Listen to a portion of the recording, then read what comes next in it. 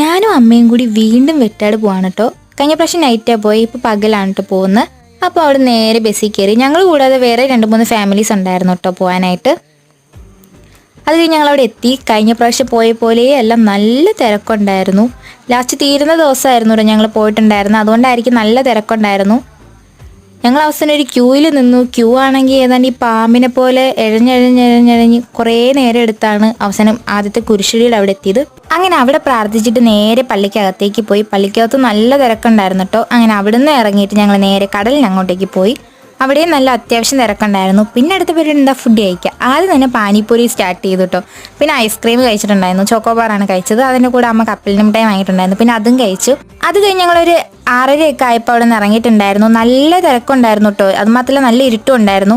അങ്ങനെ ഒരുപാട് ദൂരം നടന്ന് ബസ് എടുക്കുന്ന സ്ഥലത്തെത്തി. ഞങ്ങൾ നേരെ വീട്ടിലെത്തി കഴിഞ്ഞ് ഞാൻ അവിടെ നിന്ന് ചോളം വാങ്ങിയിട്ടുണ്ടായിരുന്നു. അങ്ങനെ അതും കഴിച്ചു. അപ്പോൾ